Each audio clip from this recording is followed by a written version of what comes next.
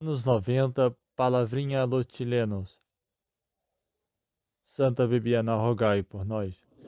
Ave Maria, Mater Virabris Deus.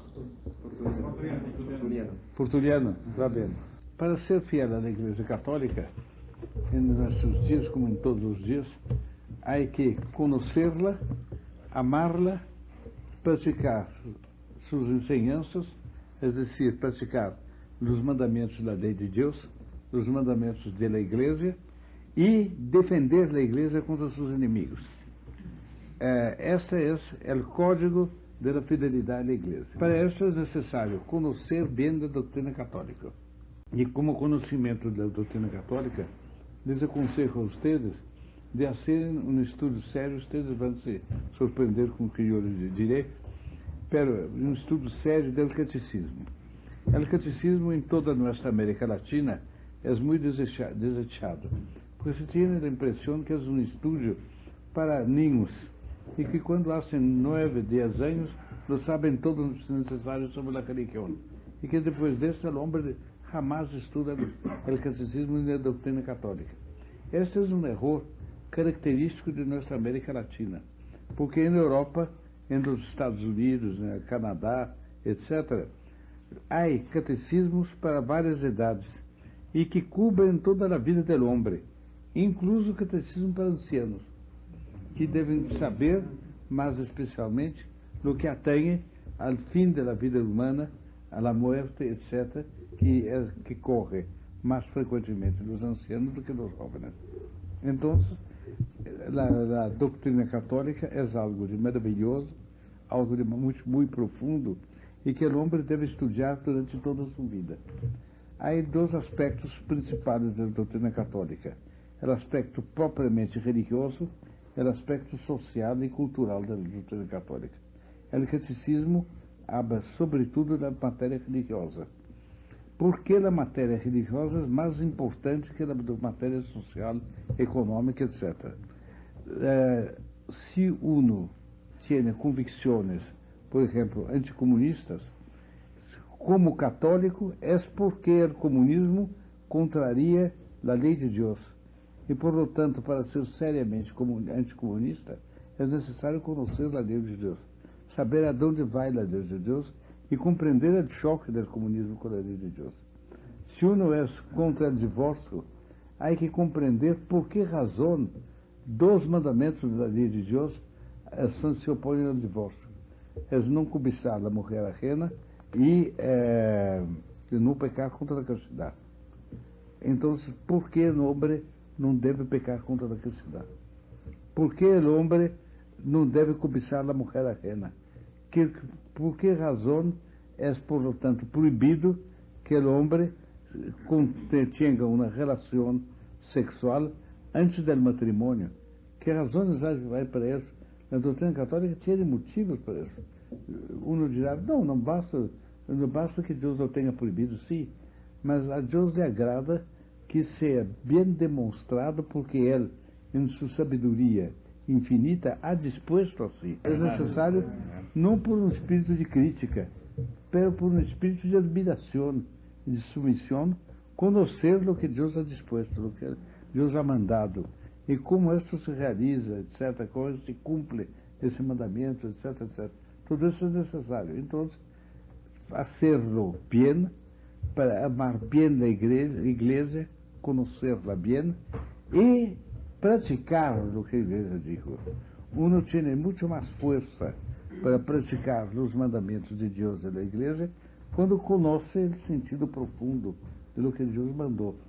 E quando percebe do que há de santo, do que há de sábio do que Deus mandou. Então, o espírito humano ama mais isto. E amando, a obediência se torna mais leve, mais fácil.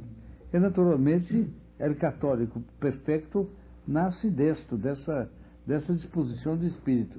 Verdade? Pero, quando uno conhece assim a doutrina católica, não pode deixar de sentir-se chocadíssimo com a situação do mundo contemporâneo. Por exemplo, a imoralidade de los trajes, de las mulheres e dos homens. Não só das mulheres, donde la inmoralidad es más grave, pero los hombres también, que no se trajan como estamos nosotros acá, pero descubren su cuerpo hasta acá, ponen unas camisetas con unas manguitas, eu não sei o que, o braço queda todo livre. E estas, evidentemente, tienen uma tendência para o nudismo completo. Como pode uno, que é bom católico, estar de acordo em que o mundo caminhe para o nudismo? Eu he visto toda esta evolução. Eu he visto e eu he conhecido todavia o tempo em que os homens mais ancianos usavam eu não sei como se chamava isso em castelhano, mas em português se chama sobrecasaca. É um paletó como esse, pero que chegava hasta cá, sempre negro, com casimiras, com panos de muito boa qualidade, bengala, bastão, Sim, bastão e, como se diz, cartola. Sombrero, señor. Um sombreiro alto. Sombrero de copa. Sombreiro De copa. Sombreiro de copa. Compare isso usted com como os homens. Está vindo cambiando. Como os homens se vestem hoje em dia, é uma vergonha. Bem, pero se isto cambiou durante toda minha vida, não vai se detener agora. Cambiará toda a vida hasta chegar ao nudismo completo. Então, a defesa da igreja consiste em vestir como vestem ustedes. Hacer uma reação. Os jovens hoje em dia não reagem contra isto. Pero hagamos nós outros a reação. Verdade? Bem, outras maneiras de reação. As ideias socialistas, as ideias de esquerda, mais ou menos, a grande maioria das pessoas são favoráveis à propriedade privada, pero têm algumas ideias restritivas da propriedade privada. Gostariam de restringi-la, de diminuí-la em algum ponto. Pero estas também elas señal da mesma marca, da evolução da revolução. Hoje em dia suprimem uma parte, um atributo da propriedade privada, amanhã suprimirão outro atributo, mais outro atributo, em fim de algum tempo a propriedade privada não existirá mais. É dizer, se vai marchando continuamente para a abolição da propriedade. Ora, está escrito no decálogo, não roubar, está escrito no decálogo, não cobiçar os bens ajenos. Então, é errado que o Estado se aproprie sem indenização dos bens pessoais. Isso é um roubo, é um pecado oficial que atrai sobre a nação a cólera merecida de Deus do Senhor, etc. Por todas as partes no mundo, há uns 10 anos atrás, todavia, a homossexualidade era proibida como um crime, porque atenta contra a ordem natural das coisas. Bem, hoje em dia não é mais crime na maior parte dos países. Não sei se lo é todavia em Chile. Lo es, señor. Todavía lo es, pero no es punido en la práctica. Están penados en tesis, pero en la práctica no es punido. Vê usted essas coisas. Eles não têm coragem de fazer a apologia da homossexualidade, então não praticam a lei, pero não têm coragem de revogá-la. Pero a lei morrerá de vieja. Claro. Não se pratica, um dia a suprime e está acabado. Essa consequência necessária. Bem, o pecado contra a castidade é chamado, o pecado da homossexualidade é chamado pecado contra a natureza. E atrai, em muitos exemplos da Bíblia, castigos imensos e imediatos da providência a causa disto. Então, é necessário que se haga uma reação contra isso. É o aborto. O aborto é assassinato.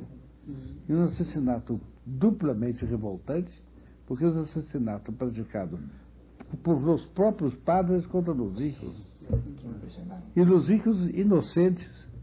É o tipo característico do inocente, é o ser abortivo, que não saiu do ventre de sua madre e que não teve oportunidade de ser mala a nadie, e que é tratado como se fosse um criminal. E de tal maneira é tratado como um criminal que nem sequer muitos padres tomam o trabalho de bautizar o hijo quando provocam o aborto. Porque por lo menos a alma de seu hijo pode ir ao céu e não se quede no limbo. Bem, são coisas horríveis, são hechas por la revolução. Impressionante. Nós outros temos que reaccionar contra isso. Que glória há em nascer-lo? Pero é uma glória imensa, porque todos esses crimes, esses pecados de que estou falando, são pecados da lei eterna de Deus ou da lei santa, posta por a Igreja Católica Apostólica Romana, e que não devem cambiar. E se algo viola esses pecados, hace uma injúria gravíssima a Deus. E em nossos dias, a Igreja de Deus está abandonada como nosso Senhor Jesus Cristo durante sua paixão. É decir, todos podem nascer contra a Igreja, como durante a paixão, todos poderiam nascer contra nosso divino Salvador, qualquer coisa. Dar-lhe uma bofetada, disse? Bofetada, senhor. Dar-lhe uma bofetada, esculpir-lhe no rosto, bater-lhe com um bastão na corona de espinhos, para que esses espinhos penetrem todavia mais profundamente e lhe hajam mal. Vocês han visto certamente a fotografia do prêmio sagrado de Turim. E han visto como a nariz santíssima do Senhor é acá uma quebra. Alguém que lhe golpeou brutalmente durante a paixão. E nadie saía de encontro a esto. Nem sequer os apóstolos, que o iam de maneira tristíssima, deixando-lhe manos de seus inimigos. Bem, uma pessoa teve o coragem de tomar a defesa do Senhor. Vocês conhecem o episódio lindíssimo, sacratíssimo, da Verônica Barra, de sua casa, com um lienço, e limpia o rosto sagrado do Nosso Senhor. Era uma atitude de heroísmo da Verônica, porque ela poderia sofrer tudo a causa disso. E Nosso Senhor lhe deu um pagamento, lhe deu o panho mais glorioso que há na história. Não há nem sequer a bandeira de nenhum pueblo, não há nada de tão glorioso como esse panho em que a figura de Nosso Senhor quedou milagrosa. É o prêmio da coragem da Verônica. Pero isso tem algo de simbólico. E o simbolismo é o seguinte: se nós outros somos corajosos, e mientras a igreja é perseguida, limpamos a face sagrada da igreja com nosso coragem, decimos estas malecho, eu estou em contra disso, se querem pelear-se comigo, venham que eu a figura do Nosso Senhor quedará impressa em nossas almas. Seremos nós outros mesmos o panho de da Verônica. Tendremos graças, tendremos o senso católico, tendremos a coragem para mil outras coisas impressionantemente difíceis, pero para as quais a graça nos ajudará. Esta é a atitude de los que têm coragem. Vocês han visto isto em hecho reciente da TFP que conhecem sem dúvida.